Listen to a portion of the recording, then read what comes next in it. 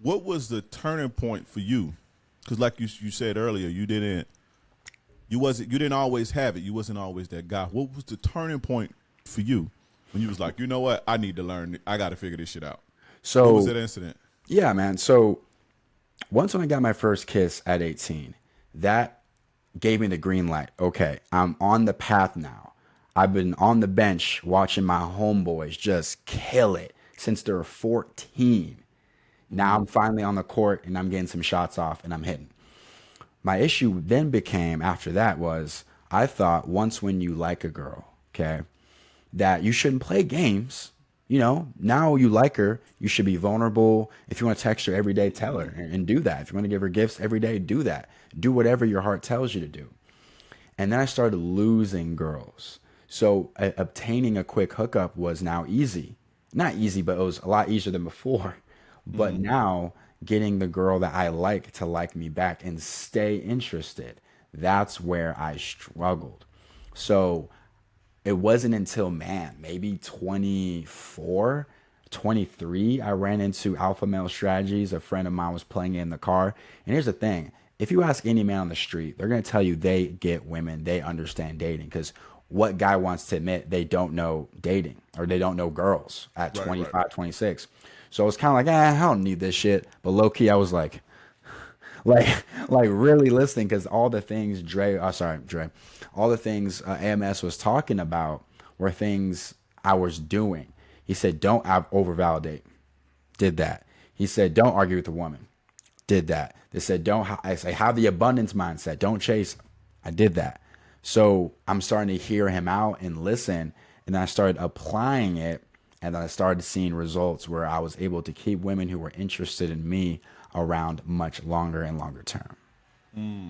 Was there any specific like aha moments or gotcha moments or low points? Because a lot of guys they get dumped or they find out they get cheated on, or I know like I told a story before, like it was a turning point for me. Not that I wanted to get my game together because I was always kind of good with that type of shit, but I wanted to focus on me. I told a story when I was in jail. I was venting to one of my guys that was older than me that kind of took me up on his wing, and he told me, man, don't talk to me about that bitch no more. Get yourself together.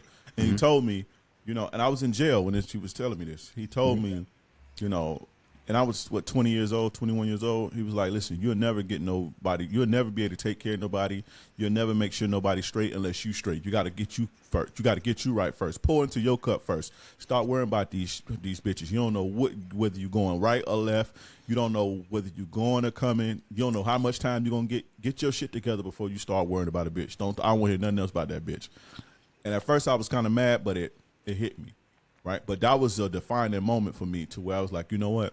I'm gonna pour into myself. Like I'm gonna stop worried about bitches, and I'm gonna fucking not worried about bitches, but I'm gonna make sure that I'm in tip top shape, if that makes sense. So what Hell was it yeah. for you that was like? What was the moment for you that was like, okay, something got to change? Got you. Yeah. So I think the story for me, and I'll make it quick because it's a long story. I think everybody that had that moment, it's a long story. It's hard to say blank. But I will say this: I emotionally invested myself into a woman for about 8 months. No, I think six. Let's go 6. I believe it was 6 months. And the climax was we met up because she lived 3 hours away from me. And I met her while she was in my area on vacation. Okay. She went back 3 hours away. We finally decided to meet up in Los Angeles. Okay. She decided to show up on our date. Now, mind you, you've been talking, you know how it goes, on FaceTime till 1 or 2 in the morning, talking 2, 3 hours some nights, just getting real comfortable. She decided to show up with a hickey on her neck. And I'll Mm. never forget that feeling, man, because I show up, I'm like, dude, I got her favorite drink and her favorite snack from the from 7-Eleven. I'm driving up there, hands are sweating, like, oh my God, like, is this my wife? Like, I'm so invested in this woman. She's perfect to me, from her Mm-hmm. mind to her beauty to everything. And I get there and there's a big fat like purpley, welt right here, which means she just got smashed or the night before she got smashed. Here's the Yeah. thing. Am I doing my thing back home with other girls? Yes, but I don't talk about it and I would never show up with proof that Right. it just got done happening. If anything, if I was in her shoes, I would cancel. Right? Right. I'd make. But she was like, "Nah, I'm gonna just put some pretty bad makeup on this and just go see him." And I didn't. I'm not very confrontational. I'm not gonna lie. It's one thing I Right. struggle with. So I decided to confront her the next day. Yeah. So you know what? This is our first time linking up. Let's just make this day the best it can be. Even though I'm pissed off, I'll hide it. Next day, shot her a text saying, "Hey, I don't appreciate." I didn't give her an opportunity to say if it was there or not. I just said I didn't appreciate the hickey on your neck. She left me on red. Ooh. And here we are talking for 6 months. Every conversation is magical. We get along so well. And she leaves me on red. She posts on her IG story like nothing ever happened. I'm seeing it. And it's just something's not sitting right. Like, are you serious? Like, you just going, Ghost me like that. after 6 months, just gone. Now, Yeah. I'm not going to lie. I did some B word, N word shit. And I decided to basically vent because, like, you can't, like, just talk to me for 6 months and just drop me the second I question you. Yeah. So I said, "Hey, look, it's been about 4 or 5 days now, and just want you know, let you know I forgive you. If this is how we're gonna end, so be it. I don't really want you to respond to this. I just want you to know I'm over it, and have a good life." And of course, she responded, and it Oh, that's wasn't a cool. That's a cool. That ain't no BN stuff. That's cool. That's a cool closure. I just put that out there. That's a cool little okay. closure. All right, because me now, because I had a Yeah. similar story. Not okay. When I say similar story, it was a lot less invested. I'm talking like a Right. month in, Right. where I usually don't say anything. I don't want to give a girl any satisfaction usually Right. that she got me down to double text her about my emotions and my feelings. Right. But Right. Right. anyway, I text her that, and instead of her saying, "You know what, Chad, like, you're right, man. I did." She was like, "I'm single and I didn't do anything wrong. If I had to hickey or not, it doesn't matter." Like she doubled down on her behavior, which Yeah. made it even worse. That's why I tell guys sometimes it's better to not even go for closure because the closure make it even worse. Right. Like I say, a girl ghosted you, right? Then you ask for closure. Okay, I smashed someone last night. That's why I couldn't make it to our date. Not even more. Not you even more sick. Because at first Yeah. you're like, oh, she maybe she just overslept. Yeah, with another dude.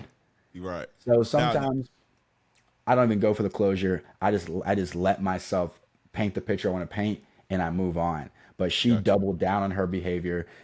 Said it was okay, and never apologized. No remorse. Right. So that put me in a place where it's like I'm sick and tired of feeling this way, and I want to learn how can I see red flags and make sure I don't put myself in this position again. About a month or two later, I'm in the car, friends playing AMS, and then here we Gotcha. are today. Gotcha. Now, at this point, with what you know now, do you think that she was wrong? Yes. You think? It's okay. I'll say this, man. There's morally right, and then there's wrong. Was she wrong? No, because she's single. Right. But morally, if you put 10 people in a room, and I give you, especially if I give you the details, Yeah.